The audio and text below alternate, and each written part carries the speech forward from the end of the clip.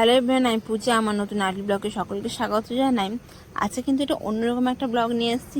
চলো তোমাদের সাথে এটা শেয়ার করি। তোমরা তো সবাই জানো যে প্রতিটা স্কুল কলেজেই বলে দিয়েছে যে বন্দে মাতরম গানটি করতেই হবে প্রেয়ারে। তো সেই জন্য কিন্তু আজকে আমি বসে গিয়েছি গানটা লিখতে। যেহেতু আমার মেয়েকে ওটা মুখস্থ করাতে হবে, তো তার আগে ভাবলাম আমি গানটা ভালো করে লিখে নিই। দেখো, আমি তো পুরো গানটা এখানে লিখে নিচ্ছি। আর তোমাদের যাদেরই কিন্তু দরকার, তোমরা কিন্তু এখান থেকে গানটি নিয়ে নিতে পারো। আমি লেখার পর কিন্তু পুরোটা কিন্তু ডিটেলসে ভালো করে এই ভিডিওর মাধ্যমে তোমাদের কিন্তু গানটা দিয়ে দিয়েছি। আর একদম বেঙ্গলিতে লেখা আছে। আর যারা লেখাটা যদি বুঝতে নাও পারো, তবুও কিন্তু আমি লেখাটা কিন্তু প্রিন্ট আউট করেও দেওয়া আছে, তোমরা কিন্তু ভিডিও শেষে দেখতে পাবে। তো এখান থেকে কিন্তু তোমরা লিখে নিয়েই তোমরা যারা যারা তোমাদের লেখা নেই, তোমরা কিন্তু এটা ভালো করে নিয়ে মুখস্থ করতে পারো। আর যেহেতু এটা মাস্ট, এটা প্রতিটা বাচ্চাকেই কিন্তু করতে হবে এটা মুখস্থ।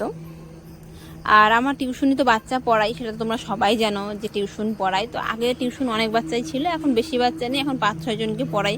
কারণ যেহেতু স্কুল করি আর টিউশন অত মানে চাপও নিতে পারি না, সেটা এখন অল্প বাচ্চাকে টিউশন পড়াই।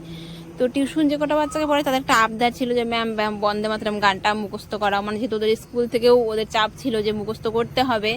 আর যেহেতু বন্দে মাতরম গানটার একটু মানে ভাষা ওয়ার্ডগুলো একটু ডিফিকাল্ট আছে, তো ওদের কাছে একটু ডিফিকাল্ট লাগছে যেহেতু ছোটো ছোটো বাচ্চা। তো ওরা অনেক দিন ধরে বলছে ম্যাম একটু আমাকে একটা প্র্যাকটিস করাও টিউশনিতে। তো সেজন্য আজকে টিউশন পড়ানোর পর আমি কিন্তু ওদেরকে নিয়ে বসে গেছিলাম গানটা একটু প্র্যাকটিস করাতে। ভিডিওটি ভালো লাগলে কমেন্টে বন্দে মাতরম লিখতে ভুলবেন না। তো চলো শুরু করি। বন্দে মাতরম,